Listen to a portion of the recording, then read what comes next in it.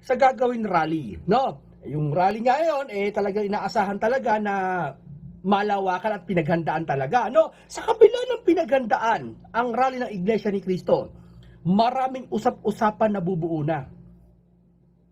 Habang papalapit ang araw ng makasaysayang rally para sa kapayapaan ng Iglesia ni Cristo, marami naglalabasan ng mga dating chismis, mga dating hinalukay na iba wala na may ebidensya, at kung may ebidensya man ay hindi napapatunayan, at kung para saan talaga yun. Katulad nila siya sabi, may utang daw Iglesia ni Cristo 7.5 billion pesos at may 1 billion pesos. Baka may mga pinakita pang bank account.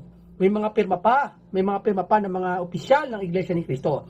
Ngayon, siguro hindi lang siguro naunawaan kung para saan yun, no? Maaring pagbigyan natin siya ganun sa ganun dahilan. Pero ang side natin bilang Chore at Opinion at aking nasaliksik, sabi ko nga, sa aking pagsasaliksik dati pa lang, kilala nyo na ako. History, archaeological, mga fact-checker, lahat, hindi ako magsasabi rito ng peke o imbento lang. No, aking nasubaybayan, natanong, nasaliksik, napagmasdan, nakita, narinig, sinabi, at napag-usapan, nahukay, nakuha. No, baga legit talaga.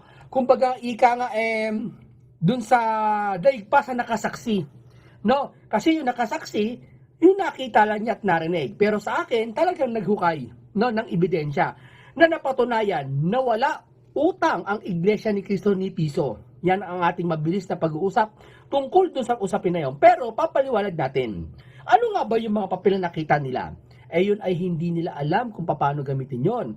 No? Ngayon, wala ako sa posisyon para ipaliwanag yon. Pero ipapaliwanag ko kung ano side na kung bakit patutunayan ko sa aking, sabi ko hindi palagay, sa aking pagmamasid, nakita, narinig, na pag-usapan, na history, nakalka, lahat, mga libro, kasaysayan, na walang utang ang Iglesia ni Cristo. Ayan ang ating tatalakayin ngayon, no?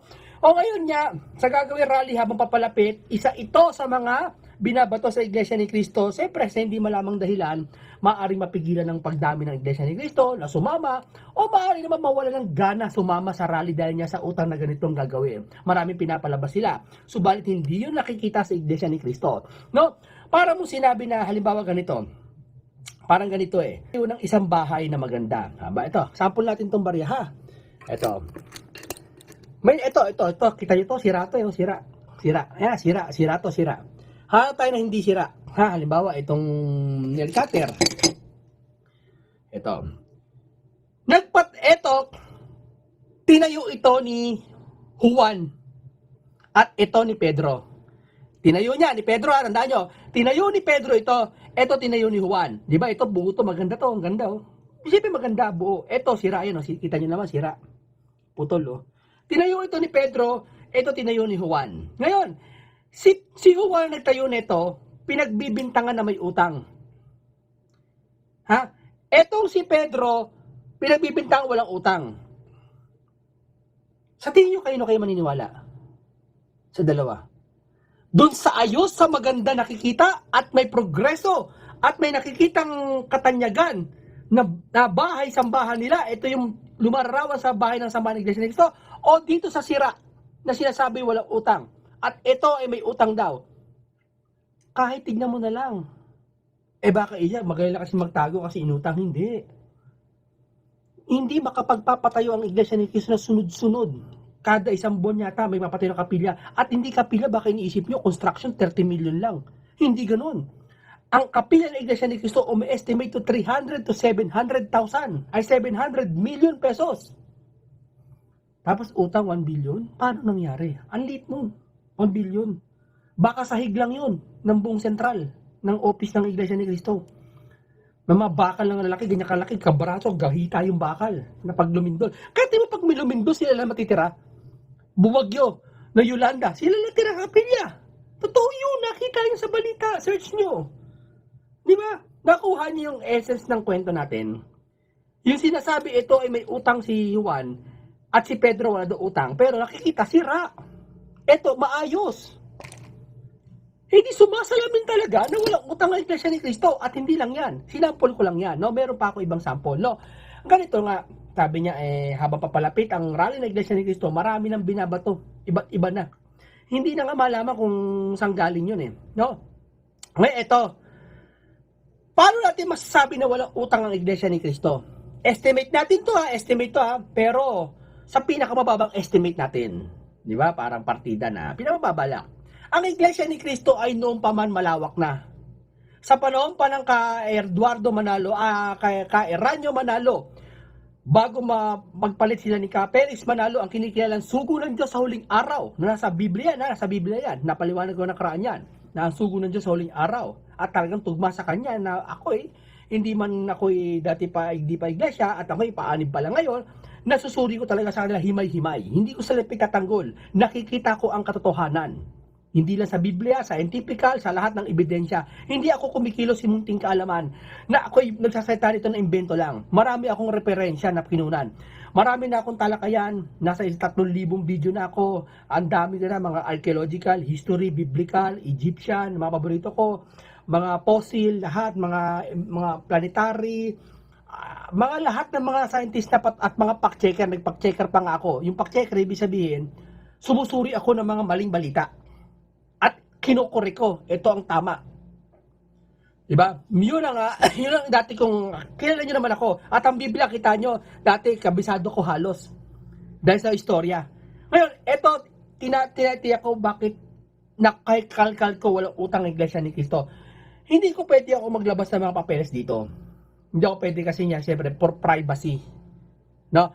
Ay lalabas ko lang, yung sa loobin ko, pakiramdaman nyo na lang kung may utang ang Iglesia ni Cristo o wala. No? O invento lang ba o hindi. No? Ngayon, sabi ko nga sa inyo, lagi-lagi, buwan-buwan, nakapagpapatayo ang Iglesia ni Cristo ng malalaking kapilya. Nagkakalaga isang kapilya, 300 to 700 million pesos. Ha? Walang binabayaran ng tax ang Iglesia, ang mga religion sa Pilipinas. Walang binabayaran tax. Tax exemption, sila? Lahat, maski ano man religion sa Pilipinas, kasama sa yun? Sa kalayaan ng religion yun, sa panampalataya. O so, ibig sabihin, ligtas na tax. Doon na lang po, hindi makapagpapatayo ang isang samahan ng malaking kapilya ganung kahalaga kung may utang na malaki sa bangko. Tatandaan nyo yan. Diba? Sabi, yabang lang kasi. Yabang? Ang hindi naman ang yabang nun. Hindi maubusan. Diba? Kung may utang, bakit? Ito, kukumpitin ko. Ang Iglesia ni Cristo, estimated ko sa buong mundo, 8 million na tao. 8 million na lang, kahit siguro maabot ito ng mga 15 million pero 8 million na lang natin Pinakamababa na to, 8 million. Hindi, wag na 8 million, sige na nga. 5 million na lang. Wag na tayo sa wag na tayo mag 8 million. Gusto nyo, 1 million na lang Hindi, 5 million na lang. Ang Iglesia ni Cristo sa buong mundo ako, naghahandog ako. Personal ko, opinion ko Ako 1,000. Ito pa. Kung sa isang Iglesia ni Cristo sa 5 million estimate, kahit yan lagpas 10 million, sa 5 million na lang, sa tagi 1,000 na lang handog. Times mo yung 1 million sa 1,000. Nyo ako sa calculator, sabayan nyo ako sa calculator, times 1,000. Sa sambalan to Miyerkules. Hindi. Sa buong linggo itong pagsambay sa linggo, 1 billion ang kita. 5 billion. 5 million times 1,000. Ilan? Kumpitin nyo. 5 billion pesos. Isang linggo. Akin yan. Estimated ko lang yan sa sarili ko. Hindi galing sa iglesia yan. Sa akin lang opinion. Kahit kayo baka maging opinion nyo, sabihin nyo 200 iglesia lang. Siyempre, pag galit ka sa iglesia, sabihin mo, hindi 1 million na member nila. Nasa 1,000 lang ang member nila. Di ba?